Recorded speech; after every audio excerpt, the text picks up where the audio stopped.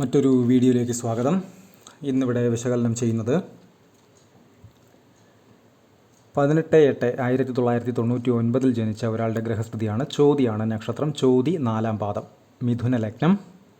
ലഗ്നാധിപനായ ബുധൻ 2-ൽ രാഹുവിനോടൊത്ത് നിൽക്കുന്നു. 3-ൽ സൂര്യൻ, ശുക്രൻ. 4 ശൂന്യം. 5-ൽ ചന്ദ്രൻ, കുജൻ. 6-7 ഭാവങ്ങൾ ശൂന്യം.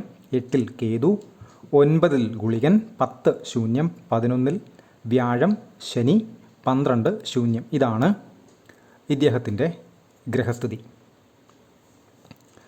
ഈ ഗ്രഹനില പരിശോധിക്കുന്ന സമയത്ത് ജോലി സംബന്ധമായിട്ടുള്ള കാര്യങ്ങളുമായി ബന്ധപ്പെട്ടാണ് ഇദ്ദേഹവുമായി ബന്ധപ്പെട്ടവർ വിളിച്ചിരുന്നത്. ലഗ്നാൽ 10 ഏതൊരാളുടെയും തൊഴിലിൻ്റെ സ്ഥാനം, കർമ്മസ്ഥാനം. 10-ാം ഭാവാധിപനായിട്ടുള്ള ഗ്രഹം ഇവിടെ അത് വ്യാഴമാണ്. ലാഭസ്ഥാനമായിട്ടുള്ള 11-ൽ നിൽക്കുന്നു, നീചനായ ശനിയോടൊത്ത്. മാത്രവുമല്ല 9-ൽ നിൽക്കുന്ന ഗുളികൻ്റെ നവാംശത്തിലും ഗുളികൻ്റെ സ്ഥാനം കുംഭത്തിൽ തന്നെയാണ്. എന്ന് വെച്ചാൽ അതേ രാശിയിൽ തന്നെയാണ്.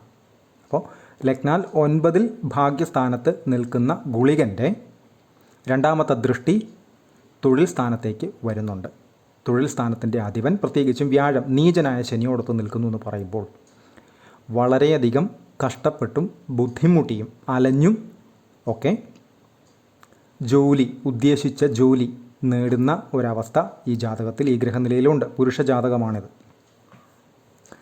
പ്രത്യേകിച്ചും സാധാരണ ആളുകൾ എടുക്കുന്നതിൽ കൂടുതൽ റിസ്ക് എടുക്കാനുള്ള ജോലി, ഉദ്ദേശിച്ച ജോലി തന്നെ ലഭിക്കണമെന്ന വാശി ഉള്ളതുകൊണ്ട്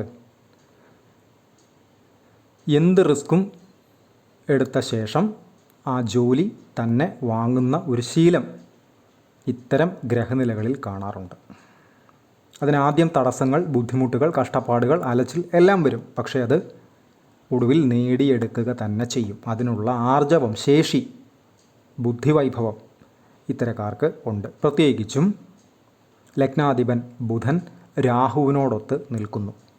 അപ്പോൾ തന്നെ ഒരു വാശി ചിന്തയുണ്ടാകും. ഉദ്ദേശിച്ച കാര്യം നടക്കണം, എങ്ങനെയായാലും നടത്തണം, അതിന് എന്ത് റിസ്ക് എടുക്കാനും തയ്യാറാകണം. അതിന് ഇത്തരം വ്യക്തികൾക്ക്, പ്രത്യേകിച്ചും ലഗ്നാൽ 5-ൽ മനസ്സിൻ്റെ സ്ഥാനത്ത് ധനസ്ഥാനത്തിൻ്റെ അധിപൻ ചന്ദ്രനും കുജനും ശശിമംഗള യോഗം ചെയ്തു നിൽക്കുന്നു. വളരെ വളരെ നല്ലതാണ്. ധനപരമായിട്ടുള്ള കാര്യങ്ങൾക്ക് പ്രത്യേകിച്ചും ശശിമംഗള യോഗം എന്ന് പറയുന്നത് അങ്ങേയറ്റം സഹായകരമായിട്ടുള്ള ഒരു വലിയ യോഗം തന്നെയാണ് എന്ന് തിരിച്ചറിയുക. അതുപോലെ തന്നെയാണ് മെറൈൻ എഞ്ചിനീയറിംഗ് പോലുള്ള ജോലിയാണ് അദ്ദേഹത്തിൻ്റെ ലക്ഷ്യം, സ്വപ്നം. അതിനുവേണ്ടിയുള്ള എല്ലാ പഠനങ്ങളും മറ്റും അദ്ദേഹം തീർത്തു കഴിഞ്ഞു. കമ്പനികളിലേക്ക് ആപ്ലിക്കേഷൻ അയക്കാനുള്ള തയ്യാറെടുപ്പുകളിലാണ്. തീർച്ചയായിട്ടും ജോലി കിട്ടും. ജോലിക്ക് അദ്ദേഹം ഉദ്ദേശിക്കുന്നതിനേക്കാൾ കൂടുതൽ ഒരല്പം ടഫ്നെസ്, ഹാർഡ്നെസ്, ബുദ്ധിമുട്ട് ജോലി സ്ഥലത്ത് ഉണ്ടാകാം. 10-ാം ഭാവാധിപൻ നീചനായ ശനിയോടൊത്താണ് നിൽക്കുന്നത്. അവിടേക്ക് കുജൻ്റെ 7ാമത്തെ ദൃഷ്ടിയുമുണ്ട്. അപ്പോൾ ഒരല്പം ടഫ്നെസ് സ്വാഭാവികമായിട്ടും ജോലി സ്ഥലത്ത് ഉണ്ടാകും. അതൊന്നും അദ്ദേഹത്തെ ബാധിക്കുന്ന കാര്യങ്ങളെയല്ല. മാത്രവുമല്ല 10ലേക്ക് ഗുളികൻ്റെ 2ാമത്തെ ദൃഷ്ടിയും രാഹുവിൻ്റെ 9ാമത്തെ ദൃഷ്ടിയും ഉള്ളതുകൊണ്ട് തന്നെ പല സ്ഥലങ്ങളിൽ സ്വന്തം നാട് വിട്ട് പല സ്ഥലങ്ങളിൽ പല രീതിയിൽ ജോലി ചെയ്യേണ്ടതായിട്ടുള്ള അവസ്ഥകൾ ഇത്തരക്കാർക്ക് ധാരാളമായി കാണാറുണ്ട്. എന്ന് വെച്ചാൽ ഒരു സ്ഥലത്ത് ജോലി ചെയ്തുകൊണ്ടിരിക്കെ അവിടെ നിന്ന് മാറ്റം കിട്ടി മറ്റ് സ്ഥലത്തേക്ക് മാറുന്ന അവസ്ഥ. അവിടെയും കുറച്ചു കാലം ജോലി ചെയ്ത ശേഷം മറ്റൊരു സ്ഥലത്തേക്ക്. ഇത് ജോലി സംബന്ധമായിട്ട് ജീവിതത്തിലുടനീളം ഈ ഒരു പ്രക്രിയ നടപ്പിലായിക്കൊണ്ടേയിരിക്കും. ഇവിടെ ഗുളികൻ രാഹു കോമ്പിനേഷൻ കൃത്യമായിട്ടത് ചെയ്തിരിക്കും. അതുപോലെ തന്നെ ജോലി സ്ഥലത്ത് എന്തെങ്കിലുമൊക്കെ ചെറിയ ഇറിറ്റേഷൻസോ ബുദ്ധിമുട്ടുകളോ അദ്ദേഹത്തിന് ചേരാത്ത രീതികളോ ഒക്കെ ഉണ്ടാകാം. അതിനോട് സമരസപ്പെട്ട് പോകേണ്ടതായിട്ടുള്ള സാഹചര്യങ്ങളും ഉണ്ടാകാം. പക്ഷേ ജോലി എന്നത് അത്രയും പ്രാധാന്യം ഉള്ളതായി കാണുന്നതുകൊണ്ടും അത്തരമൊരു വ്യക്തിത്വം ഉള്ളതുകൊണ്ടും അതൊന്നും ഇദ്ദേഹത്തെ ബാധിക്കുകയില്ല. ഇദ്ദേഹം മുന്നോട്ട് ജോലി സംബന്ധമായിട്ട് പോയിക്കൊണ്ടേയിരിക്കും. മാത്രവുമല്ല ലഗ്നാധിപൻ തന്നെ ധനസ്ഥാനത്ത്, അവിടെ രാഹു നിൽക്കുന്നു. സാമ്പ്രദായികമല്ലാത്ത രീതികളിൽ ധനം സമ്പാദിക്കുന്ന അവസ്ഥ. ഇപ്പോൾ മറൈൻ എഞ്ചിനീയറിംഗ് പോലുള്ള കാര്യങ്ങളൊക്കെ എല്ലാവർക്കും സാധ്യമാകുന്ന ഒരു കാര്യമല്ല. അതുപോലെ തന്നെ ധനസ്ഥാനത്തിൻ്റെ അധിപനായിട്ടുള്ള ഗ്രഹം ശശിമംഗള യോഗം ചെയ്തു നിൽക്കുന്നു. ചന്ദ്രനോടൊത്ത് ശനി, ഗുളികൻ, രാഹു, കേതു ഒക്കെ നിന്നാൽ വളരെ മോശമാണ് എന്ന് പറയും. പക്ഷേ അത് കുജനാണ് നിൽക്കുന്നതെങ്കിൽ അത് ശശിമംഗള യോഗമാണ്. വളരെ പവർഫുള്ളായിട്ടുള്ള യോഗം തന്നെയാണ്.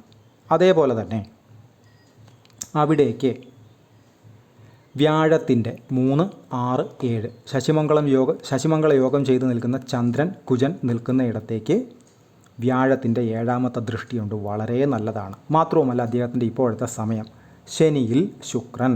അപ്പോൾ ശനി ദശയുടേതായിട്ടുള്ള എല്ലാ ബുദ്ധിമുട്ടുകളും അലച്ചിലും കഷ്ടപ്പാടും അദ്ദേഹം ഇതിനോടകം നേരിട്ട് കഴിഞ്ഞു. അതിൻ്റെ ഫലമാണ് അദ്ദേഹം നേടിയെടുത്തിട്ടുള്ള ജോലിക്കുള്ള യോഗ്യത എന്ന് പറയുന്നത്. അതിൽ ശുക്രൻ എന്ന് പറയുമ്പോൾ 3ലാണ് ശുക്രൻ നിൽക്കുന്നത്. ശത്രു ക്ഷേത്രത്തിൽ ശത്രുവിനോടൊത്താണ് നിൽക്കുന്നത്. എന്നിരുന്നാൽ തന്നെയും വ്യാഴത്തിൻ്റെ 5ാം ദൃഷ്ടി അവിടേക്ക് വരുന്നുണ്ട്. അദ്ദേഹം ഉദ്ദേശിക്കുന്ന കാര്യങ്ങൾ അല്പം ബുദ്ധിമുട്ടിയാണെങ്കിലും ശുക്രൻ്റെ അപഹാരത്തിൽ തന്നെ ജോലി, വിവാഹം പോലെയുള്ള കാര്യങ്ങൾ നടന്നു കിട്ടാനുള്ള സാധ്യതയും വളരെ കൂടുതൽ ആണ്.